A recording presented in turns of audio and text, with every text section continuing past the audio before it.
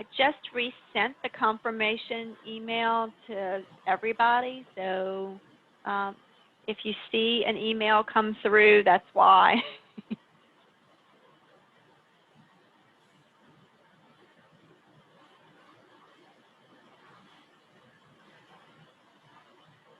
It's 2 o'clock. We have 10 attendees. We have 21 registered, so just give everybody a minute to get in, and we'll be getting started in just a second.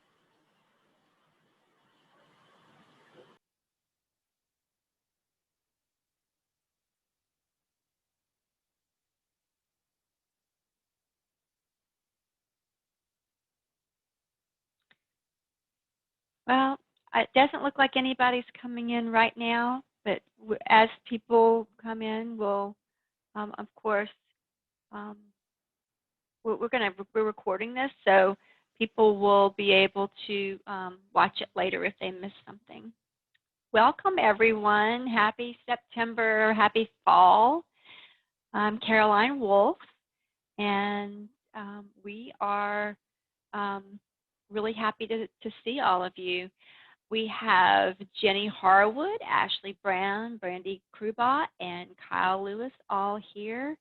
And we're really excited about today's webinar because we are going to talk about some really important topics, especially competitive bidding and document retention. Those are really important. And I'm going to go over the Category 2 services a little bit so people can make some decisions about what they want to do about Category 2. So let's move on to the summary of LCT funding. At this point in the 2020 funding year, the funding year started July 1st. We've had $1.3 million funded to LCT libraries in 2020.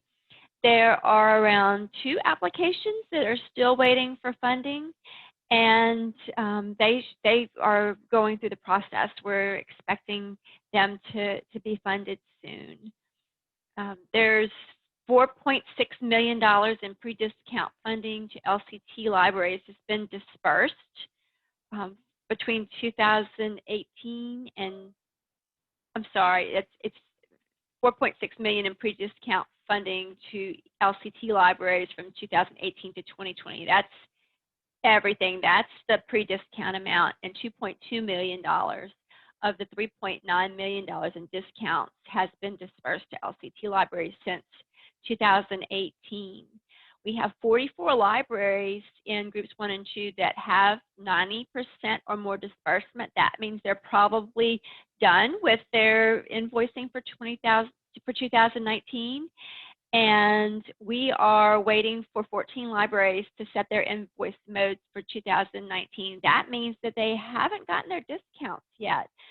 So we've been reaching out to libraries who haven't set their discount mode yet or don't have disbursements to see if we can help you get that finalized so that you can start getting your discounts for 2020.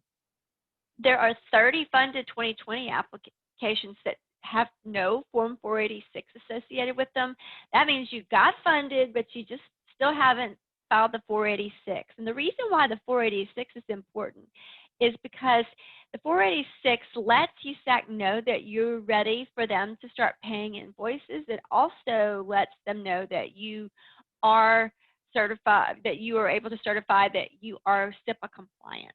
So those things are important so that you can start getting your funding. If you are using SPI billing and you haven't filed a Form 486 for your discounts, your service provider is not going to discount your bills most of the time. So it's important that if you haven't submitted a 486, that you do so as soon as possible if you've received the funding commitment decision letter. If you're not sure, we will be sending out maybe a reminder soon, or if you think you maybe didn't you can reach out to us and we can confirm whether you've done it or not. But you should have a copy of it if you've received a 486 or if you have certified your 486. So we're ready to move on to the next topic. Of course, we're in the competitive bidding process for 2021 already, and Jenny's going to talk about that. Jenny? Thank you, Caroline. Jenny Harwood, so good to see all of you. Hope you're having a good day. So we have, we've placed this slide in the last several of our webinars because of kind of a depiction of how many funding years come together at one time. So, you know, Caroline talked about services starting and for 2020, and we know that we're right here, you know, with those services for 2020. We're right here, so this is 2020, right? We're right here for 19, funding year 2019. We're trying to get our money for a lot of that. And right here is where, in our red box, is where we're headed. So that's really what we're going to talk about today in terms of competitive bidding. So there's a lot of different things going on right now. So we just want to make sure that you're getting all of your applications filed timely. We're monitoring those deadlines as well for you, and we'll let you know. So we're going to talk about the evaluation process, and actually Ashley's going to talk about evaluation process. I'm going to talk about the 28 days that happens once you post your 470 and your RFP. And there are 62 libraries we have identified that need a new 470 for 2021. So hopefully at this point, I'm not sure why that's stuck up there. Give me just a second.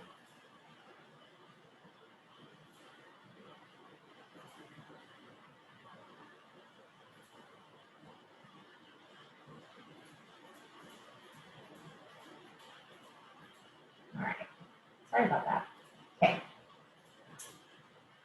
So for the period that starts once you file your 470 and your RFP in the EPIC system, vendors are going to be looking at your 470 and your RFP, and they may have some questions about your services that you're looking to get bids on. So it's important that you pay attention to the emails that come in from those vendors inquiring about your application. And as we've stated in the RFP, those questions should be emailed to you or someone you've designated at your library, and they should also copy LCT. And, you know, honestly, there's no right or wrong time frame to answer the questions, but just be sure that you've answered them kind of in a courteous and reasonable time frame. For example, 24 hours seems to be pretty good. If you're having a hard time getting answers for them, call us.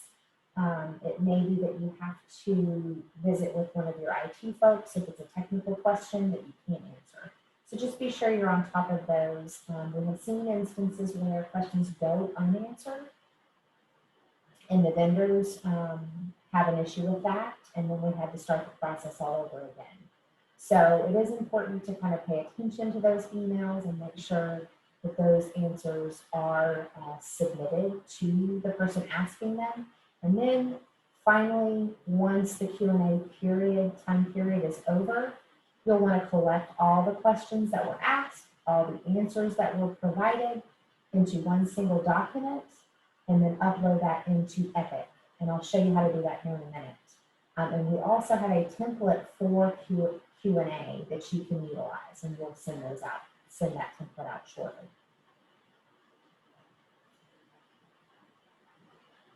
So pay close attention to your critical timeline that you've got in your RFP, a snippet from one of the RFP templates. This should look familiar to you. So if we post today, September 24th, if we post our 470 RFP today, then our deadline for vendors to submit questions is going to be October 5th. which gives them 10 days. In this case, October 4th was the 10th day. If you took September 24th and you added 10 days, it actually fell on a Sunday. So we moved that forward, bumped that out to the Monday, the following Monday, which is October 5th. So October 5th, they have opportunity to ask questions up until then. And then the library, with our help, needs to upload the Q&A document that I just talked about by October 6th, the following day. And then everything's sort of locked at that point. So no questions can be answered, really no modifications can take place from that point until the time, the deadline for submitting bids, which in this case is November 5th. And again, if you add 28 days to October 6th, you would actually fall on a Saturday, November 3rd. So we push that out to Monday, November 5th. And the same is true for holidays. So just be sure that you push those deadlines out if they do fall on a weekend or on a holiday. Sandra, you have a question. We're in a 3-year contract. Do we need to file a 470? It's a very good question. The standard answer is no. If it covers you through all of the year 2021, which means the contract is effective through June 30th of 2022, then you should be good. Good question.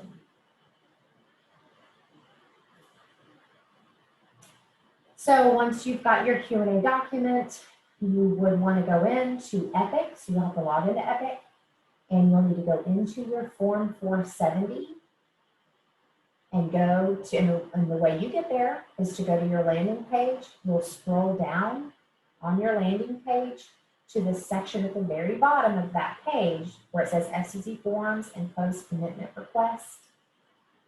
You'll do the radio button for FCC Forms. You'll select underneath that, the form type is the Form 470, and the funding year will be 2021. That's how you access your posted 470. And you'll see right here that Happy Public Library is posted. That's the one I want to open and add a Q&A document to. So I'll click on it. It'll take me into that application. And at the very top, you'll see there's a couple of tabs at the top. You'll see related actions. You'll click on related actions and you'll select add an RFP document. And then you'll see a section where, just like the RFP, when you uploaded the document for the RFP in the 470 before you posted it, very similar, you'll drag and drop it into that section right here where it says question and answer fillable template. Make sure that it takes it. And then you will click all the services requested. That top check mark box in the table, the top left part of that table, click that box and it'll select all the services requested and then click submit. So that's how you'll upload an additional RFP document, such as your Q&A compilation.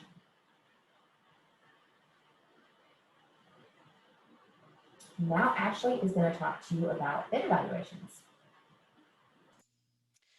Good afternoon, everyone. A couple of things I'd like to just touch on are making sure when you're doing your evaluation, the most cost-effective bid must be selected, which means the price of eligible products and services must be your primary factor in your evaluation. Price as the most heavily weighted factor cannot include ineligible charges. So if they're throwing in monitoring as an additional fee, you want to make sure to pull that out because monitoring is not an eligible charge. You can use other factors on your criteria, your evaluation, and I will show you an example in just a moment, such as using prior experience, meeting your library's needs, quality of the services, and that kind of thing. You do want to check with your purchasing authority just in case there are any required factors that must be on there other than the ones that you think would work best for you. Okay. Okay, this little table here is just showing you how it could look with the price, the weight percentages here, making sure that all of your criteria that you've selected, price of eligible products is 30, prior experience is 25. If you can see at the bottom, they total 100, and price of eligible products and services is your most heavily weighted.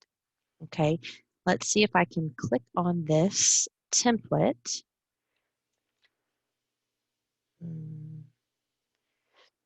By any chance, Jenny, is that opening on your screen? No, you might want to right click it. And let me just throw something in there while we're waiting for Ashley to open that document. Sometimes we add another category in there, a factor of maybe just a couple of points that for ineligible products, so that you can demonstrate that you weighed the price of ineligible items separately from the eligible ones.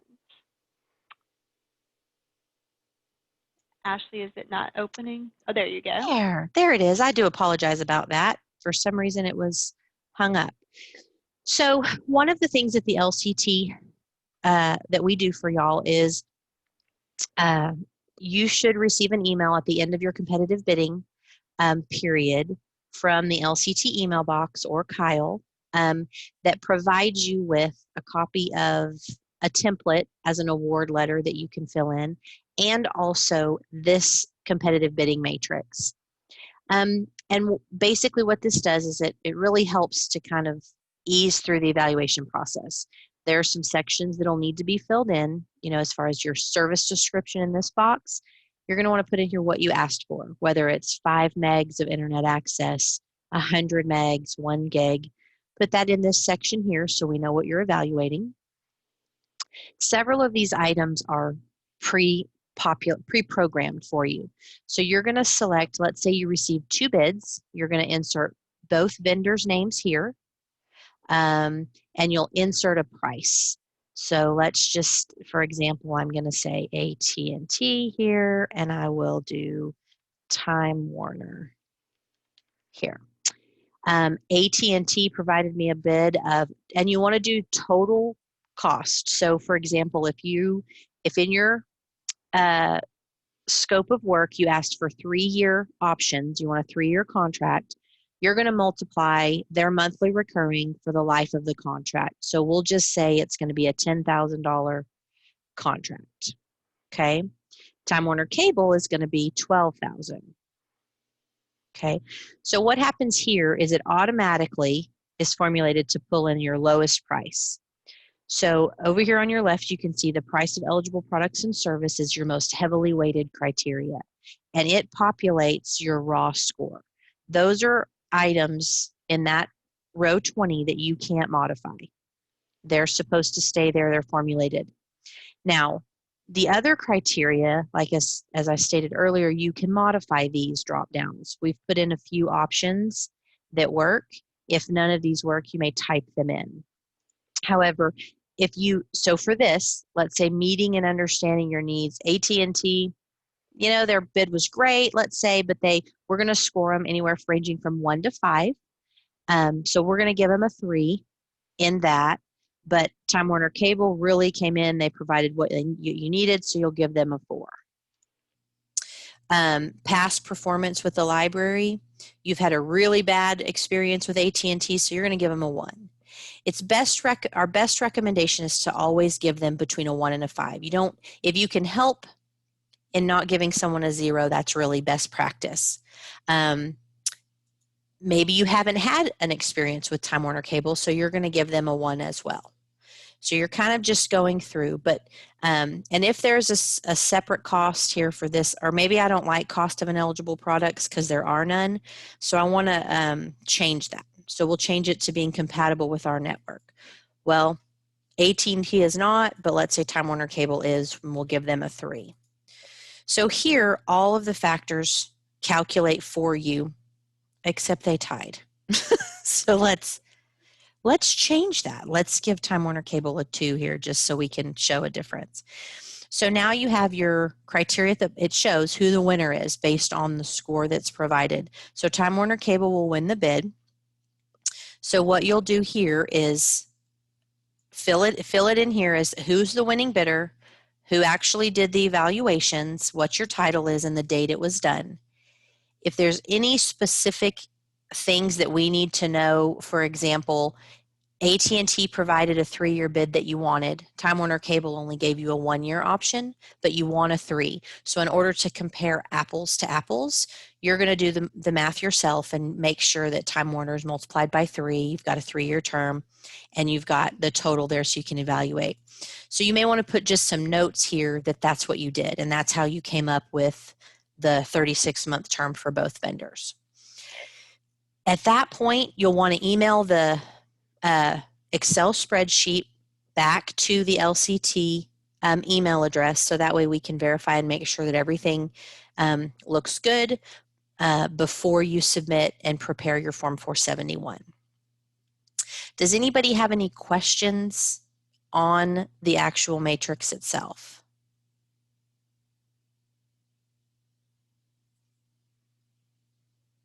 Okay, if not, we can go on to the next section, which should be what happens if you don't get any bids.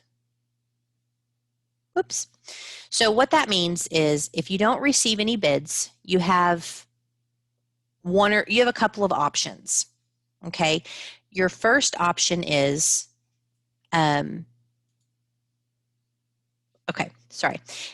your first option is you can solicit bids from providers in your area. You can continue with your current provider either on a month-to-month basis, or you can reach out to them and ask for a contract, or you can solicit bids from service providers on the DIR, which is the Department of Information Resources. The thing that we really recommend is that you memorialize that you didn't receive any bids. That can be an email to LCT by copying yourself. It can be an email to someone inside your team, just making sure that you know our bid window closed on this date and we didn't receive any bids. And you want to keep that with your documentation, because it will be something that could potentially be asked if you receive a competitive bidding review or an audit at that point. Okay, so now if you receive one bid, the best thing to do is to memorialize the situation by actually completing the evaluation. I know it seems silly because you're not really comparing anything, but you want to be able to put their total price in the evaluation matrix, and you want to score them accordingly, because even though they were one bid, they may not have been, you may not score them as high if they had been compared to somebody else. However, you also have the option of, if you received one bid but it wasn't from your current provider, you can reach out to your current provider to ask for a bid at that point, or you can use your most recent bill for internet access as a comparison to the current bid you received.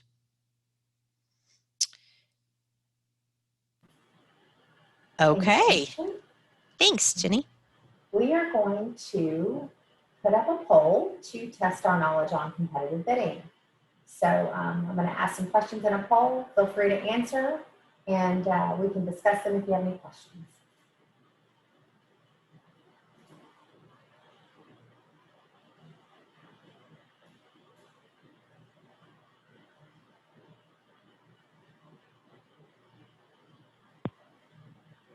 So a poll should have popped up on your screen, and you can just answer the questions. I see some answers coming in. Thank you. Answers are starting to come in.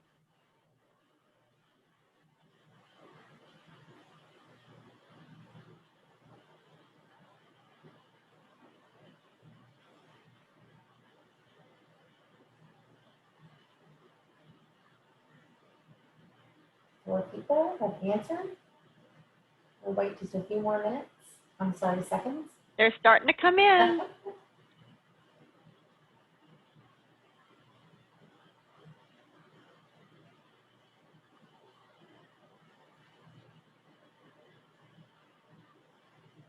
All right. Good job. So first question was, what is the best way to handle Q&A? Can y'all see the results? Okay. Yeah. What is the best way to handle Q&A with a vendor? Everybody selected the second option, which is great. Good job. Redirect vendors to follow the instructions on RFP to ask questions via email. And sometimes you have those vendors that will pick up the phone and call you, and so you can just tell them, yep, I'm glad you're interested. I would like for you to follow the instructions on the RFP. And then number 2, to ensure a fair and open competitive bidding process is followed, which of the following must be done if your library has any Q&A?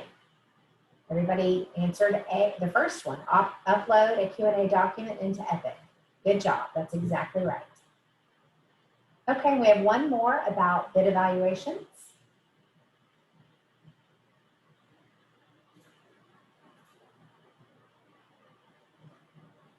Give me just a sec.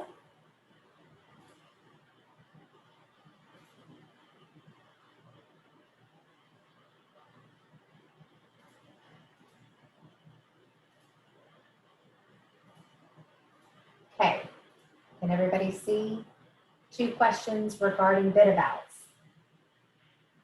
Okay. First question, which bid evaluation criterion must be the most heavily weighted? And number 2, what are your options if you do not receive any bids upon your bid close date?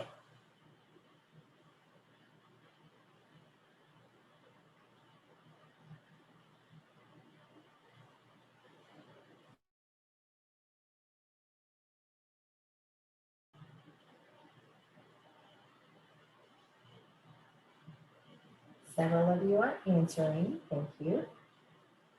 We'll give it a few more seconds.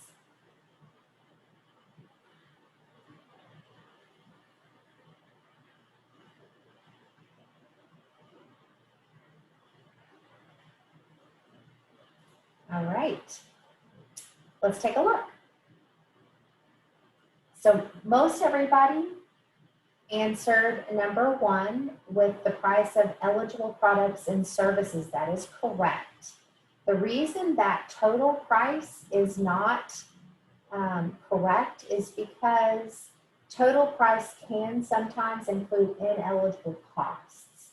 So just be cautious there. Make sure that if there are ineligible costs, you do remove those from the eligible price that you've entered into the matrix. Number 2, what are your options if you do not receive any bids? Most of you selected the first one. You may use a bill from your current provider as a bid and or solicit bids from other vendors. That is correct. Good job. In some cases, though, depending on the situation, depending on if you don't like your current provider, you didn't get any bids, and the DIR, the Department of Information Resources contract isn't going to suit your needs, we may have to post another 470. So whoever answered the second answer, you know, it could be correct depending on the situation. And the same thing for the first one. Your total price might be only eligible charges. So that's true. All right, thanks for playing. We'll have another poll in a few minutes after Caroline talks about category 2. thanks, Jenny. So I'm going to go over category 2 services. You know, our LCT program is primarily a category 1 program, but we have helped people in the past with some category 2 services, and we're you know, the state's no longer providing subsidies for either category 1 or category 2. So with the new refresh of the C2 budgets, we're getting more structured in how we do category 2. So I did want to let you know about what category 2 is and give you a little bit of information. And if you think you might want to apply for Category 2, we can help you. It's possible, depending on the size of your project, that we may have to contract with you separately for part of it. But if you do want to do Category 2, we can help you. So do continue that conversation and reach out to us if it's something that you're considering, and we can go from there. But so let me just go a little bit into what Category 2 is. And one of the things that you should do is you should look at the eligible services list. I've provided a link in the slides, which we'll send out to you with our newsletter next week, or maybe even before then. You'll have a link to the eligible services list, which is on the FCC website right now. The FCC typically releases the eligible services list earlier than it did this year, but I think because of COVID-19, they didn't release the eligible services list as early as they usually do. However, it hasn't changed since last year. It really has the same information as it did last year. There's some information on the types of equipment that they consider to be detrimental to national security, and so there's certain companies that they will not fund Category 2 services or Category 1 services for. That's in the eligible services list. And also, there is a list of the things that you can get through the E-rate program.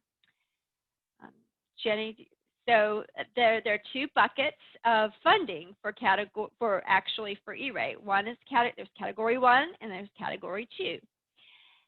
You'll know that something is a Category 1 service if it is connecting outside of your building from one entity to another. So for instance, if you are connecting to your city hall for internet access, or you're connecting a branch to your main branch for internet access, those are telecommunications circuits. Those are connections that connect different entities either to the internet or to each other. And so those are Category 1 services. There's no real limit to what you can request for Category 1 services. What you would do is determine what your needs are, and you will solicit those services in a Form 470 and go out to bid. And anybody who's been participating in the LCT program has filed at least one application for Category 1 services. Category 2 services are different than Category 1 because they are internal connections. They are the connections inside your building. So if you have wiring in your walls, that's a Category 2 service. If you have a wireless access point, that is a Category 2 service. It is a piece of hardware that provides connectivity inside your building. It helps your end user devices use the services that you got in Category 1. So think about it as inside your building.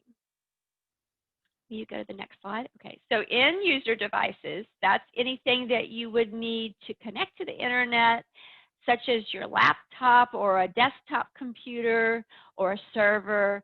Those are not eligible for E-rate discounts. And I will give you there's one type of server that is eligible for discounts. It's called a caching server.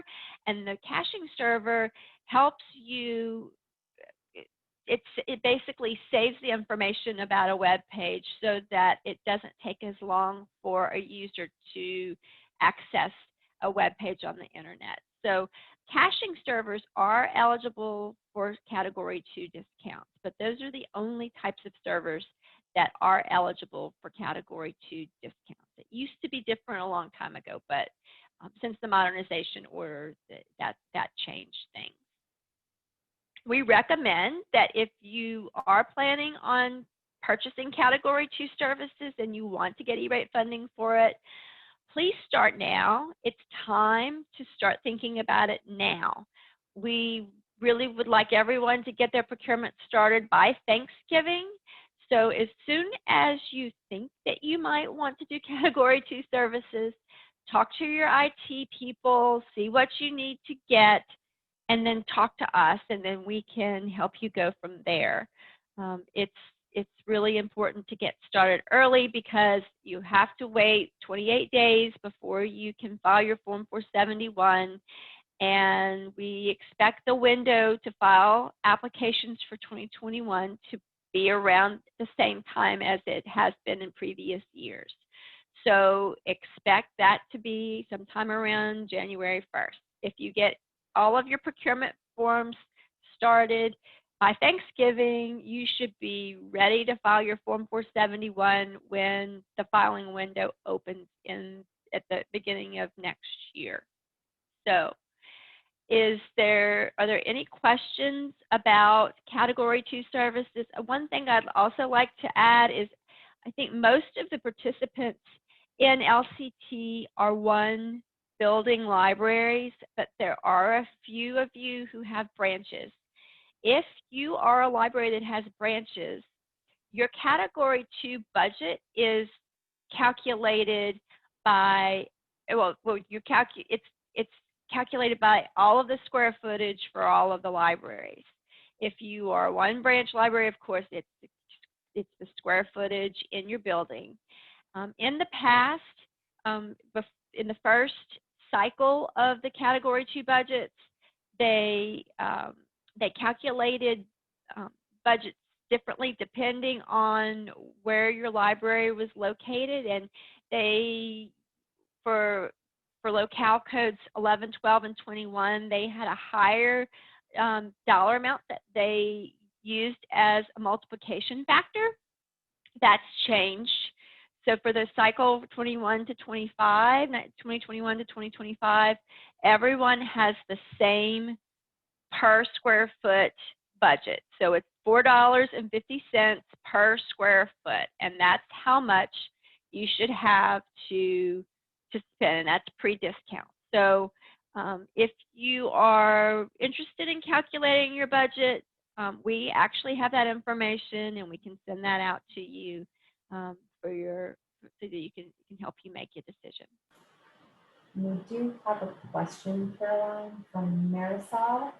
How do you know if you are still eligible for Category 2 or how much you have remaining? So Marisol, it actually reset this year. So if you did use Category 2 funds in the past, even if you maxed out your budget, you have a brand new budget now. Everything starts fresh as of this coming funding year 2021. So if you didn't use your Category 2 budget in the first cycle, that means you don't have access to that money anymore, but you do have access to the budget funds this year, beginning from the cycle from 21 to 25. If your library is so small that your budget calculates to under $25,000, guess what? You actually have a $25,000 budget because $25,000 is the floor budget for Category 2 budget. Are there any other questions? Good question, Marisol. Thank you. And one other thing I will mention is that if you do want to consider Category 2, it may require a separate contract from E-Rate Central, so we would just need to talk to you about that because LCT is primarily a C1 program.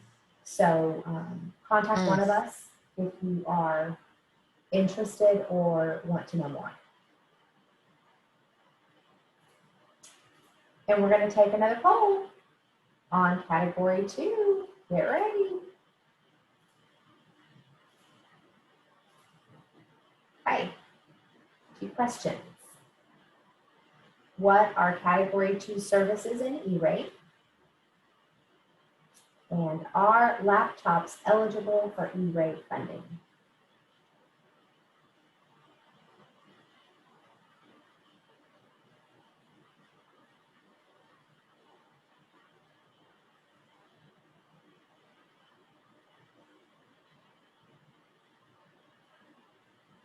Keep them coming.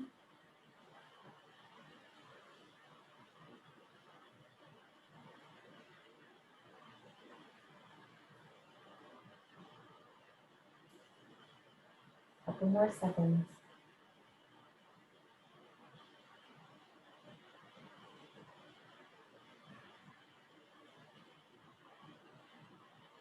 All right.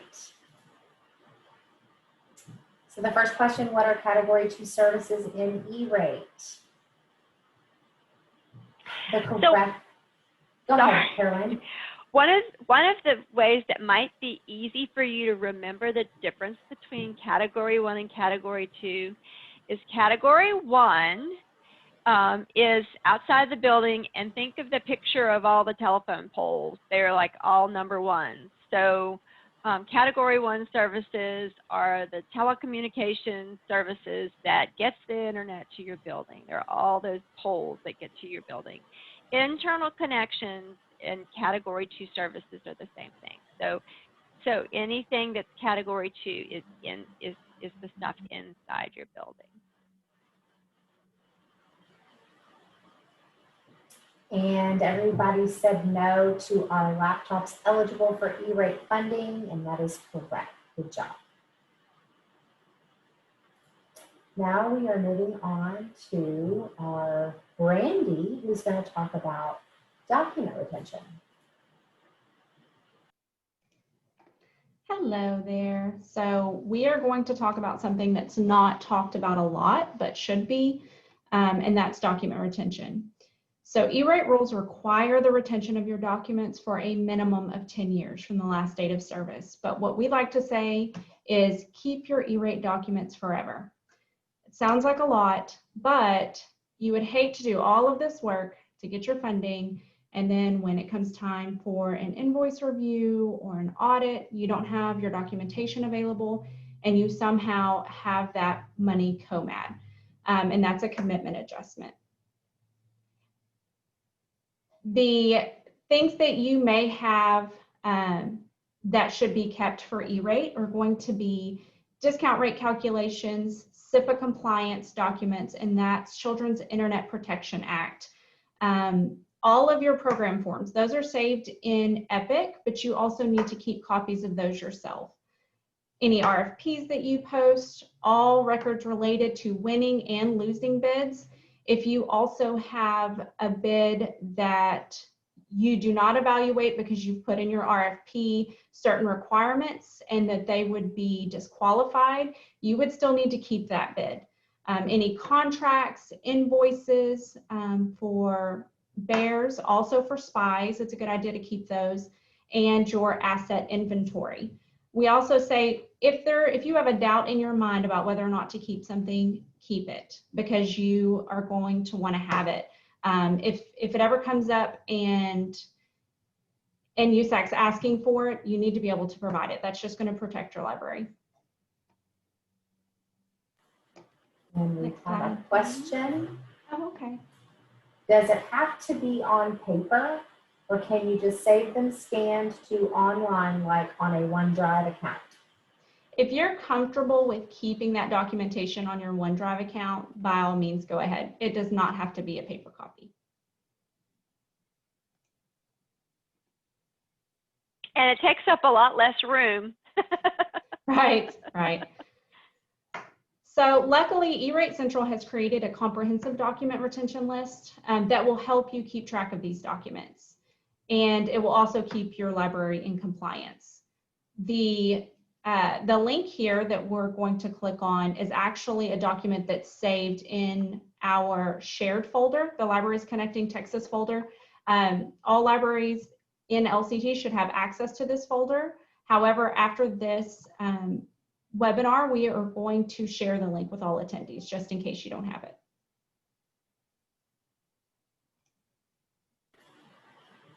Brandy, can you click the link? Oh, will it not let you? It won't let me either. Okay, well, we'll just send it out. Sounds good to me. And that way they can have a good opportunity to look it through thoroughly and let us know if they've got questions. And it's literally everything. It's so, if you have any question, it's probably on that list. Okay, so Kyle is next. Actually, we had another poll. A poll. Oh, boy. Okay. All right. Let's talk about document retention.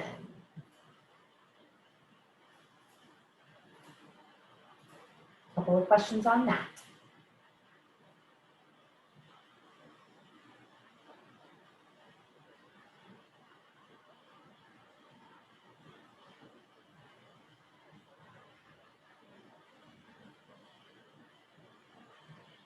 Everybody answered quickly this time.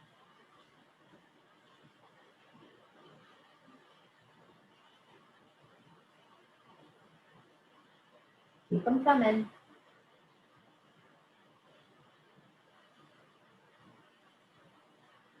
A few more seconds.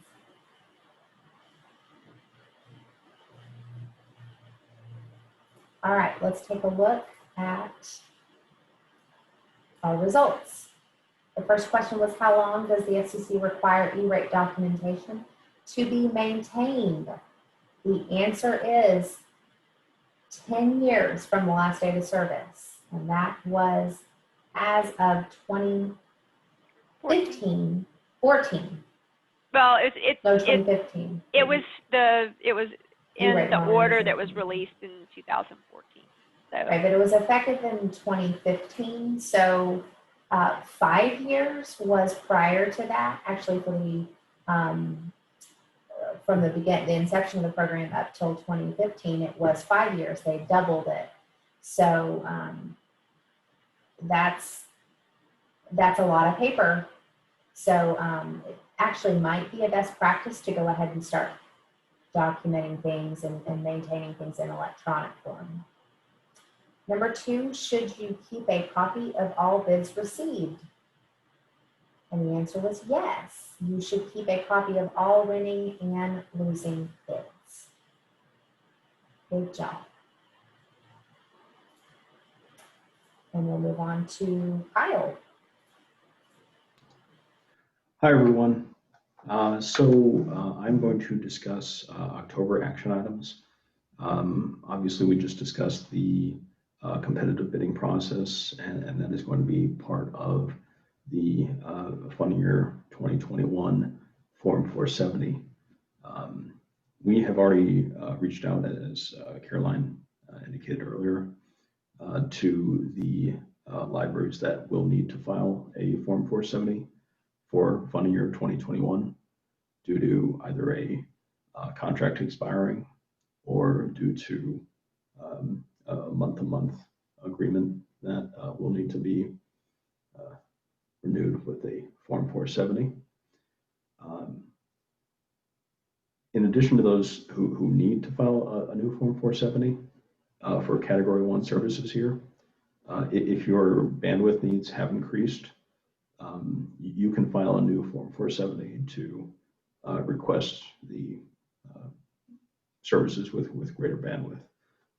And we can help you with that. Feel free to reach out to us and we can add you to the list of libraries that will be filing a new Category 1 Form 470 for funding year 2021. I also wanted to, again, punctuate the Category 2 services that Caroline mentioned earlier in this presentation. There's a lot of potential to utilize the new budgets there for Category 2 services. So if you think that your library can renew the internal connections and the equipment that you have on site there, then it may be worthwhile to file a Form 470 and reach out to us if you think that's the case. As far as preparing the Form 470 goes, we have, to those who already need a Form 470 for funding year 21, we've sent out an email with both a Form 470 preparation checklist on it. This has a number of action items on it that will help prepare you for the upcoming funding year. It will make it an easier process if you can get these done, because it will allow you to have proper access to Epic now that multi-factor authentication has been established. And that may take a little bit of time to set up. In addition, adding all of us as contacts as users on your library's profile is important, because it will allow us to access the documents on there, in addition to help us track the process as you file for E-rate for funding year 2021. As part of that checklist, there is a service specification sheet that is a RFP that will be needed, that you will need to add to the Form 470. And that essentially details the information related to the services that you are seeking. And once you receive these, feel free to go through these documents and fill them out. If you have any questions, please reach out to us and we can help you either file the Form 470 or you may want to attend an upcoming Form 470 Come File With Us webinar. I don't believe we currently have another one scheduled yet, but we will include that on notification email when one is scheduled. And I believe, yes, our goal is to have all LCT Form 470s completed before Thanksgiving, and that is November 26th, 2020. So feel free to put that on your calendar, and together we can get those done. And part of the benefit of having them done as early as that is so that if anything does go wrong with the Form 470 competitive bidding process, then there's additional time to file a new form if need be. So if you have any questions about that, again, reach out to us. And I'll pass that off to, oh, I think we have one more poll, right, Jenny? We do. Thank you, Kyle. A couple more questions relating to next steps.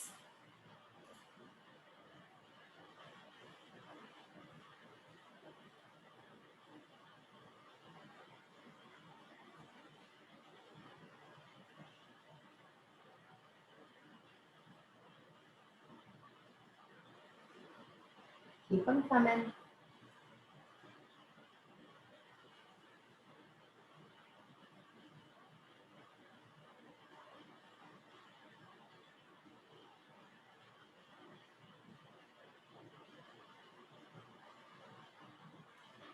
Couple more seconds.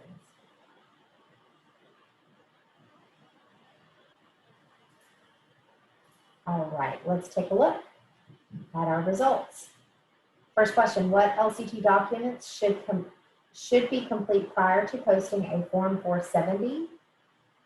Good job. That is the 470 checklist and service specs sheet. Although I think a lot of you may have looked at that Starbucks order, been a little persuaded there, but yes, you got it.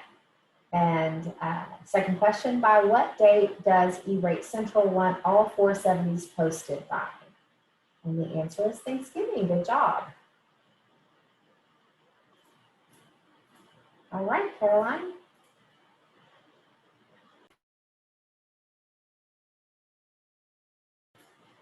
You're muted, Caroline. Thank you.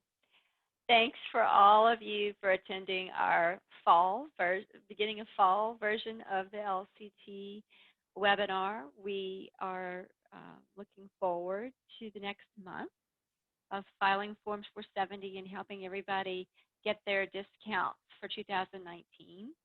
Our next call is October 22nd, 2020.